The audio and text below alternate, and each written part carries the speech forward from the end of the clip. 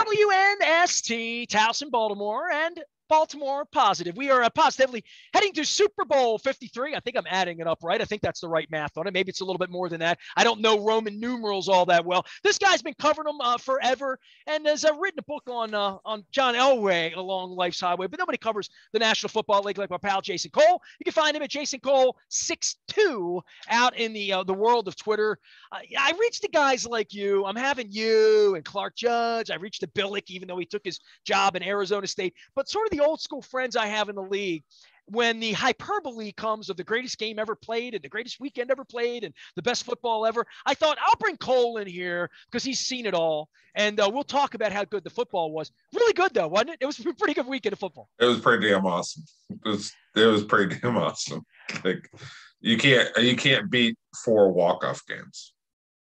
Well, at this level, the division is always the best games, though, right? These this weekend, this past weekend, because you get rid of the sort of also rans of the first round, right? Teams like Philly that didn't really belong.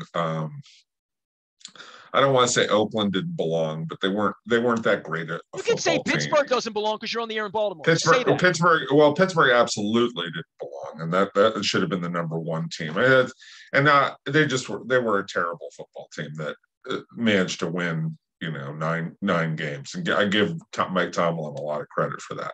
But all that aside, you got rid of that first round, garbage games, some of them. And now you get to the really interesting teams they're bidding for it, and you get back-to-back days with 2 games each day. So, it's an awesome setting. And then on top of that, you get awesome football. So it was, it was amazing. Is it the greatest weekend of all time? I'd have to look at. I'd say this: it's an awfully high bar to reach when you have 4 walk-off games. Well, the players involved too, right? I don't know that Burrow or Mahomes are going to the Hall of Fame, but I know Brady and Rodgers are, right? And I don't know where Matt Stafford sits in all this because he's never been really on a decent football team until now to be judged in this environment. And the franchises, having 49ers and Rams and sort of that old school stuff for all of us, but also upstart. The Bengals haven't done anything in 30 years for them to be involved in this, the Bills to be the lovable losers and all of this. A cast of characters, but still led by quarterbacks and led by emerging quarterbacks and maybe not diminishing quarterbacks, but I mean, Brady is 45. Oh, well, you got old legends and you got young legends, right?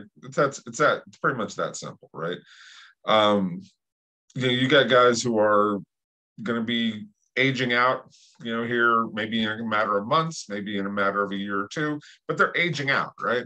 And then now we're passing the torch. So yeah, it's a brilliant setting of characters and storylines and subplots. You've got young coaches making gigantic mistakes. You've got old coaches like Andy Reid, coming through intense situations.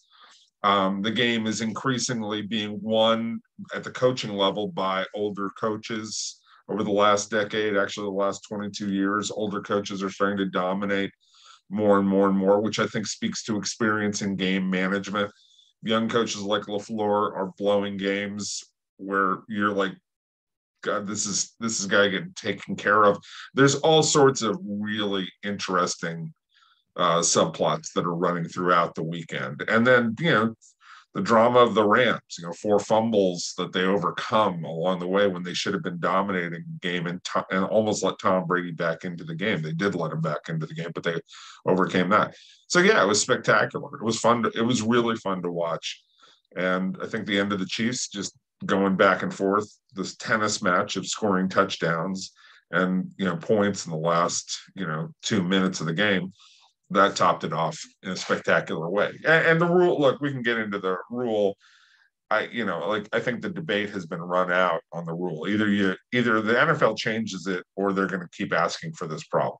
It's a very simple thing. Change the rule. Why is it that hard to change the rule? Why, it's stupid. It doesn't make any sense to not have possession. Well, I'm not like I will grant you that I think you're right. Like, I'm just going to grant you that. Why do they not change it? Because they're slow to change any rule. They like to ponder and think about things, and it takes them sometimes really drastic moments like this before they are convinced to make those kinds of changes. That's just the nature of the NFL. And how ownership works. And I think the fact that Andy Reid said after the game, look, this is not a fair situation. It worked to our benefit, but it's not a fair situation. I think that will be the most persuasive argument that will be made at the owners' meetings of, look, guys, stop playing around, just change the rule. And I think they will. So that I think this will force them to do that. It'll be the Buffalo, Kansas City rule. Jason Cole, 6'2" is the way to follow Jason Cole. He chronicles all things National Football League, including a great book on John Elway, Elway, A Relentless Life. By the way, I've said this to you before. I was not an Elway hater, even though he left Baltimore and cost us the franchise and whether the franchise would have stayed here. And I've been up and down that river with Ernie Accorsi. You got Bob Irsay is the villain. Okay. Let's just get back to reality. I know John Elway is the punching bag and public face of how that thing all unfolded. But if you're any kind of real historian, if you don't look and say Bob Irsay is the problem here, okay, then you just don't get it. Okay. Well, we were here. Believe me. And Bob John Elway did fine. He did okay for himself. John Elway did fine. And John Elway was right to say, I don't want to work for Bob Irsay. He was correct in that assessment. And the people in Baltimore need to get over Elway and how he treated him. I mean, yes, he said some stupid things, but it wasn't about Baltimore. It was about management. Okay. It was always about management. Listen, I've come to grips with this. I was at the newspaper when it happened, and I was 15 years old. The team left. I am very, very happy with the second wife. I'm very happy with the Ravens. They came. We've had so I think it's all sort of washed out in all of that. The reason I even bring Elway up is, and I would say this to anybody before the team came. When I was on the radio before, when Elway was a bad guy here, we didn't have a team. He was the greatest quarterback I ever saw. Now, that's not a Unitas thing or a Tarkenton thing or a Staubach or any of that, or even a Tom Brady thing, which we'd look at now and you would just say, look, dude, he's 45. You can't argue, goat this. Right. Even Peyton Manning would say he's the greatest like that. But that being said, the greatest quarterback I ever saw, if you were going to give me the ball, 2-minute warning, and I see that in Josh Allen. He has a style about him. People don't think of Elway as being a runner, right? Elway did a lot of running and scrambling and diving and like all of that. He wasn't fast, but if you were a linebacker having to chase him, he was going to beat you to the sticks a lot of the time, which is how he won all those games. I see Josh Allen playing the game it reminds me of that in some way, and I haven't been reminded of Elway in a long time. They're very similar. They're very, very similar players. Pretty much every move quarterback has, can tie himself back to, you go Steve Young, you go John Elway, you can all go all the way back to Tarkenton. They all do some things that are similar because Elway stole some moves from Tarkenton. He grew up watching Tarkenton, so he stole some things from him. And in turn, people after that stole things from Elway, and then they steal from other people. And then, Michael Vick stole from Elway. He's even said that. And then, Lamar Jackson stole moves from Michael Vick, right? And you see that when they play, and he's just improved upon that. So they all, it's like music, right? Everybody in music steals from previous generations. That's really, that's okay. If you have the physical ability to do it. And so Josh Allen, he does some things that if you turn back and look at John Elway, you'll see similar things. Patrick Mahomes does the exact same thing. In fact, when I was working at Fanside, we did this video of a sidearm going to the left throw where you put Mahomes and Elway together.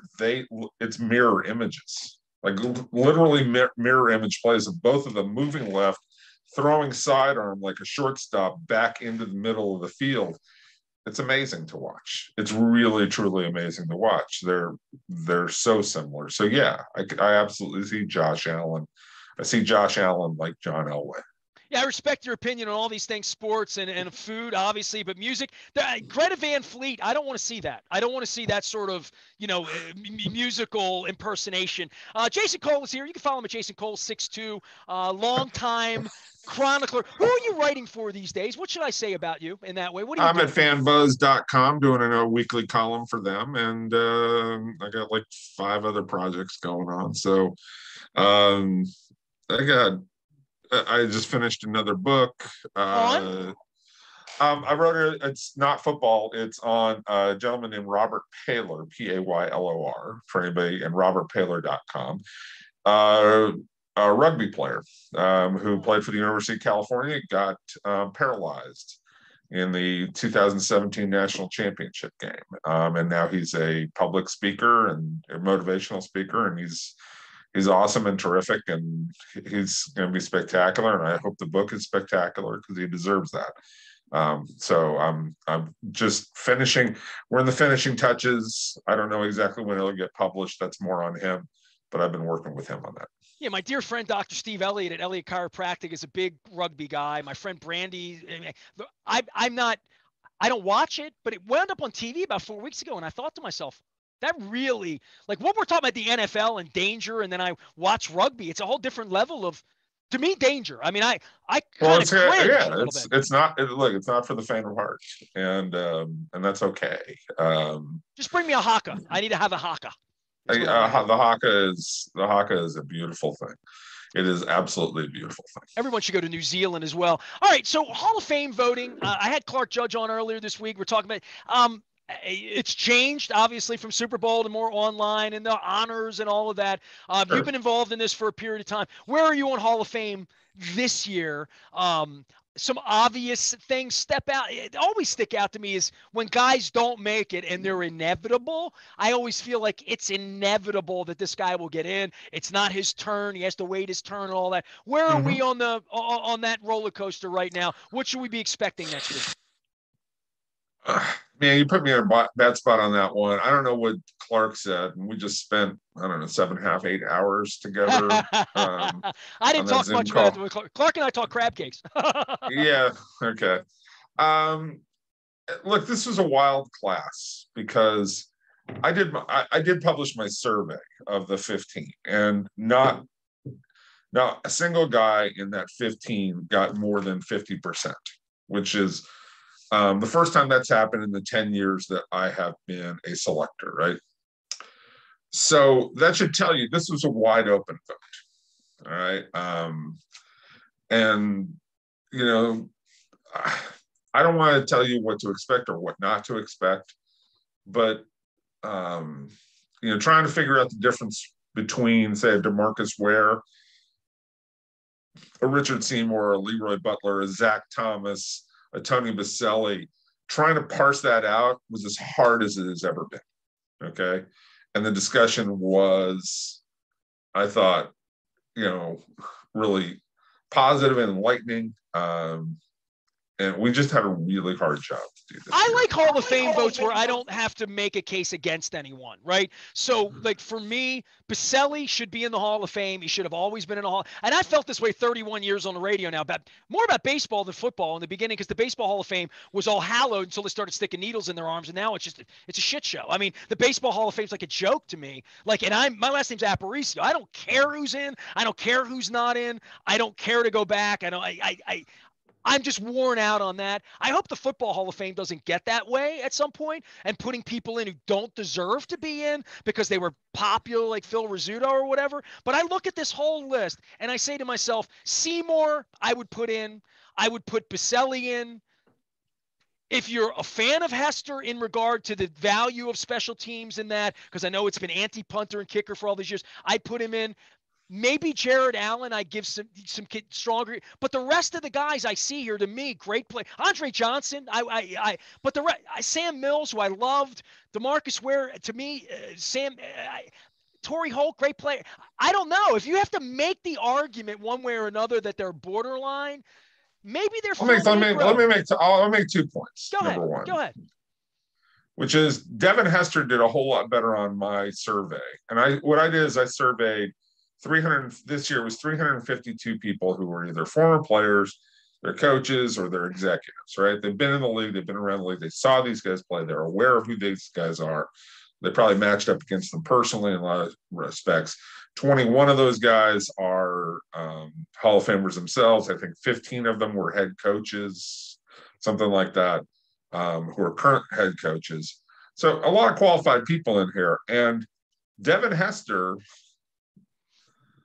finished 5th in my survey, which was a lot higher than I expected. Well, he's a lot better than any of the other returners we saw of that era. Well, he's the best returner. Like, he's the best returner of all time. Well, then he belongs in the Hall. If you believe that, he's a Hall of Famer for me. And I'm not. Well, that's a discussion that we had. Now I'm not. Again, I got to be really careful here to not give away any of the results, and I'm not going to. It was a spirited discussion about how do you weigh special teams and what do we do? So yeah, Devin Hester was really compelling argument to me about how we do it. Now there's the other thing that you're bringing up, which is you see a lot of very good players on here. And there are a lot of people out there, like Deion Sanders is among those guys who says, no. We don't have to put in 5 guys every year. Okay. Maybe you put in 5 and there are some guys who deserve to be in. But the Hall of Fame should be smaller, not larger.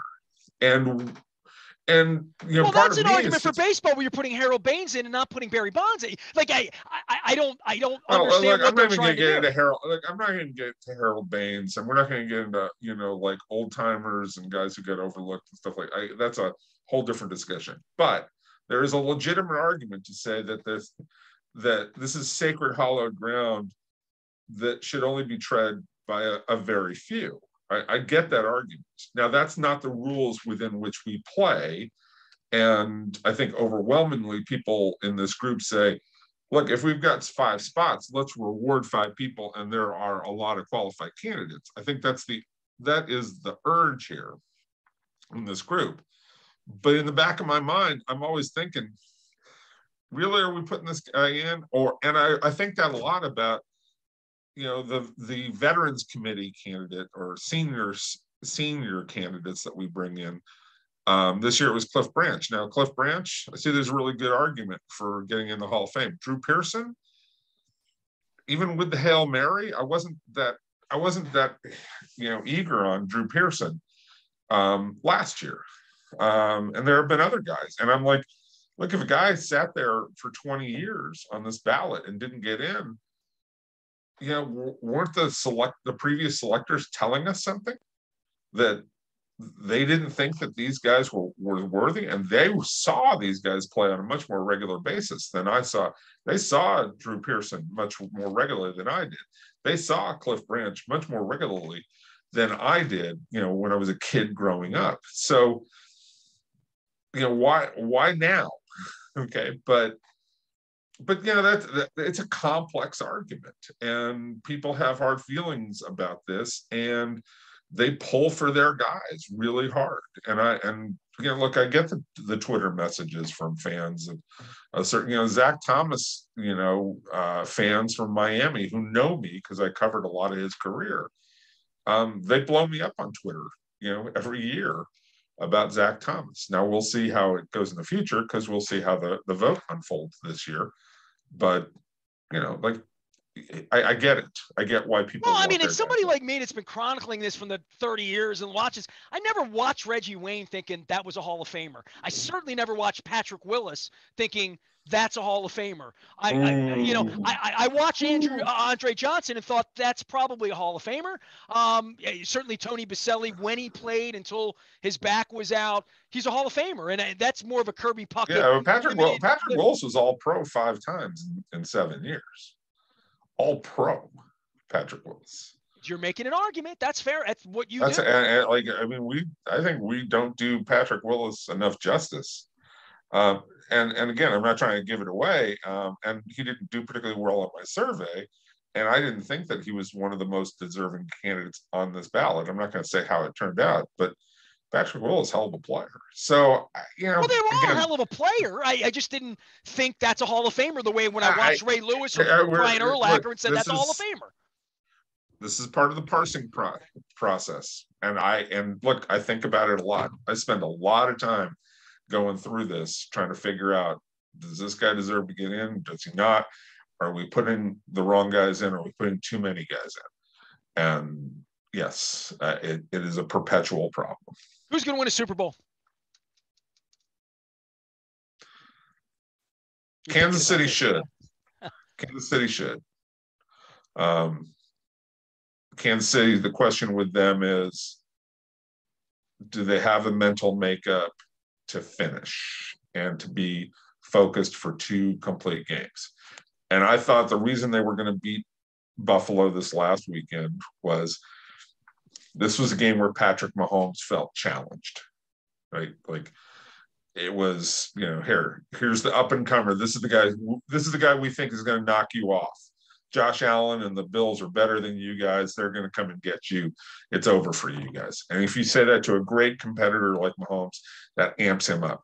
It's sort of like, to me, remember the game, I think it was in Baltimore, when then the Chiefs had just won their Super Bowl. They opened the next season against Baltimore. Kicked our ass. And hammered it because Lamar Jackson had just won the MVP, right? And everybody's saying that, Lamar Jackson was the truth. He's the reason. He's going to make them the next great competitor. They're going to knock off Kansas City. And Patrick Mahomes came in and said, you can talk all that talk you want. Okay, you go have fun with that little talk. Watch this. And that's what Patrick Mahomes can do. The problem is that week in and week out, they don't have that focus. And I think that's a factor of being young, not appreciating that there's a finite amount of time that you have to do this. Andy Reid, not really, one of his flaws is I don't know that he knows how to amp a team at the right time. I think he knows how to deal with peaks and valleys that go in with a regular season. But when it comes to playoffs, you have to be able to put your foot on the gas a little bit more. And I don't think Andy does that enough. So, they have hiccups in their game. But if you want to talk about pure talent, the ability to dominate a game, to shape a game that they want to, and basically determine how that game is going to be played out, they have that ability more than any of these teams that are left. Well, that was the Patriots' beauty, right? For all the years of Belichick and Brady, they dictated the play, always. Right, and Kansas City can dictate the play. Now, they can't control it all the time because you saw it against Buffalo. Their defense is too weak to control it, but they can dictate it because their offense is so good. They can say, this is going to be a high-scoring game. This is going to be one where we have a 10-point lead, and you got to play catch-up with us. Are you good enough to make every play that you need to make? And Buffalo nearly was. They came up just a hair short. Jason Cole's our guest. He's Jason Cole, 6'2". You can follow all of his writings and books and all that stuff out on the Twitter thing. Last thing for you, and I've been maligned in this and watching the Ravens lose 6 games in a row without their quarterback. And I go back to Canton, Ohio, when Ray Lewis was put in the Hall of Fame and literally Lamar Jackson played the night before against the Bears. And I watched him run into linebackers from that rickety old stadium up in the top in Canton. And I thought, how long can this last? This is not sustainable. And I really pissed Harbaugh off, and I pissed Lamar off after the Minnesota game here about 10 weeks ago when Lamar ran the ball 21 times and had to play 4 days later in Miami. And I said, is this sustainable? And I'm going to continue. And that's the word, sustainable or whatever. Is it sustainable to play football with a quarterback like this? Is Lamar Jackson going to win a Super Bowl, Jason? Can he stay healthy to win a Super Bowl in this sort of environment? I don't think so. I think it's very, very – I think they're asking – this is the reason no one drafted Lamar, because in week 22, you can't run the ball 15, 18 times a week and think that this is going to work. Look, overwhelmingly, the answer is no, he's not. That doesn't mean you don't take your chance, right? Look, not everybody gets Patrick Mahomes. Not everybody gets Josh Allen. Not everybody gets – Joe Burrow. Throw him in there. What? Who? Throw Joe Burrow in there. He looks pretty good. Right. Not everybody gets to get the special quarterback, right? So you got to find a way, some other way. Like the 49ers. Right. You do, right? And Baltimore's won two, they've won what, couple now with not so great quarterbacks, right? I mean, Joe, just kind of a I guy. don't know, man. Joe's really maligned in a way that pisses me Look, off. Those 5 years, he was great. He wasn't good. He was great. He wasn't great. He was good, and his playoff run was great. I'll grant you that. Okay, he was an unbelievable January quarterback. I mean, like whatever the record was in the season. Okay, that's fine. That's fine. But you got to play more than January too. Okay, he had his Eli Manning run. Okay, and it worked out great for him that one year. And so you got to appreciate what Joe Flacco gave you and some stability at the quarterback position for a long time. But you don't get those. You don't get your choice of quarterbacks all the time. And so you got to try and make it work with Lamar Jackson. But is it? Yeah, you face reality that it's probably not going to last more than another 2, 3, 4 years if you're lucky, because Are you a proponent of giving him a lot of money? Are you? I mean, he's going to get 22 this year. I would play year to year with him. I would play franchise tag with him. I might play franchise tag for 2 years with him before I had to make a final decision. And I would pay a larger amount of money over a shorter period of time so I don't get tied into having to keep him for 3 or 4 or 5 years. Okay, so I might overpay with him. And, he's going to end up okay because he's going to end up making, probably $50-60 million over 2 years. And he's not going to like it, but that's the way that it's going to go. And that's how I would do it, right? I don't know what they're going to do, but I don't know that said a whole lot here, Jay. I don't know that that's been said on Baltimore radio enough. That when are they signing him? When are they giving him the money? And I'm thinking he runs into linebackers. You can like him. He's a nice kid. It's fun to watch, but he runs into linebackers. It's not. Look, in a world where guys get hurt, like Patrick Mahomes has gotten hurt. Joe Burrow got hurt early on. Tom Brady lost a year. Josh Allen gets hurt. Like all of a sudden, if a couple of guys get hurt and you get lucky and things go right your way, you can win a Super Bowl. But is it, if you're just stacking them up and all the circumstances are the same, they're all healthy. Overwhelmingly, you probably say no. But I would take my chances with him. I just would be really scared of getting into a long-term deal that I couldn't get out of after 3 years. It looks like Carson Wentz's deals always do, kind of, sort of, right? Well, I mean, this is the cost of quarterbacks, and look, I think they're probably going to have to pay him. And I would, you probably have to roll the dice a little bit, but no, it's not going to last. And the bigger problem with Lamar is, his ability to throw the ball in key situations is affected by his throwing motion, which you'd hoped it would have improved and changed. His accuracy, it's not there. Now he's capable of changing the game enough that you can keep yourself out of third and difficult situations more than with other quarterbacks. So you play that game, right? But inevitably you come up to enough third and long situations that are pure passing downs that force him to be a pure thrower that he's probably not going to be able to keep up enough. And that's why you've seen his stats go backwards. I mean, the interception rate and the touchdown rate plummeted this year. It's really, really troubling how I know he had the one brilliant game. When you don't have a running game in the offensive line, when you're not in 2nd and 2 all day, being in 2nd and 2 all day, that's how they were 14 and 2 2 years ago. When you're in 2nd and 9 and 2nd and 8 and 2nd and 12 all day, it creates a whole different offense. They need to, look, I like the commitment. I like what they're trying to do in playing this style as long as they can. But if you can't play this style completely and totally effectively, you've got a problem. And they were their yards per play differential on pass plays last year was like -8. That's completely and totally unsustainable. It is not playoff worthy, and it is 5-win kind of stuff. Like they were a lot closer to being a 5-win team than they were to being a playoff contender. And people need to, who do some analytics know that. Okay. Now that is a testimony to that John Harbaugh is a really great coach. And the 66-yard field goal got them their 8th, things that have never happened in the history of football. They do a lot of things that win close games. Okay. They can do game reduction kinds of things. And yes, when Lamar is brilliant, they can be amazing. But Lamar's not as brilliant. The league is caught on. You got to make the next evolution of what you do offensively, and you have to counter that with how long is it going to last? Because as the counter to what Bob Dylan once wrote, the slow one now does not later become fast. The fast one becomes slow. That is how football works, and it will work that way. It worked away 100 years ago. It will be that way 100 years from now, because for that's everybody how except for Tom beings Brady, work. though. Tom Brady still. No, even Tom is going to be slower now than he was then. Not I'm his mind, sorry. no. That's Not his just, mind. no, his mind is very quick and he's a great passer, all those kinds of things. But Lamar Jackson is not going to run as fast in 2 years as he did 2 years ago. It's just not a reality. Okay. And you have to gear up for that.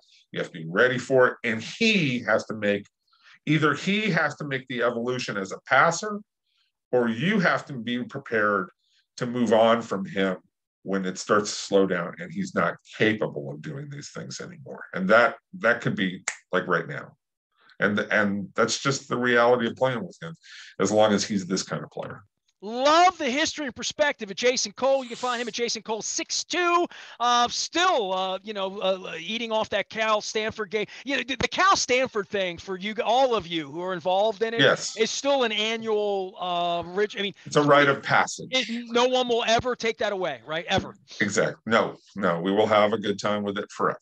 So I appreciate you, man. Thanks for always coming on. I hope I run into you in LA. We'll get a beer together. Part of the reason of going out there is running into people I like and know. So come elbow me on Radio Row. I will try and find. Look, my hair's longer, so if it's out, just so you know, if I'm behind the mask, you'll. Are you gonna pretend to be Clay Matthews as you go around Los Angeles? I just didn't get a haircut for a while, and it grew, and it's not like silver yet, so I've kind of kept it out a little bit, and it's giving me my rock and roll, my Hammerjacks thing from back in the '80s a little bit. So I don't know, a little Bon Jovi, a little Eddie Van Halen kind of thing. Midlife crisis kind of thing. I'm growing my hair long for all the people who didn't grow it long in the '80s. How about that? Sure. Or maybe you just want to try out for the Red Hot Chili Peppers when you're in town or something like that. I want to do Bono's part in a U2 cover band called Me 3 is what I want to do. Jason Cole, 6'2" is the way to find it. Later. His book is on John Elway. That was a parting gift for him. Go buy his book on John Elway. Elway, A Relentless Life, A Relentless Conversation. In paperback. There you go. Order on the internet. One click away. You can read about John Elway and not being the bad guy in Baltimore. Jason will point that out. I am Nestor. We are WNST, AM 1570. Towson, Baltimore, headed to Super Bowl 53 next week in Los Angeles. We are BaltimorePositive.com.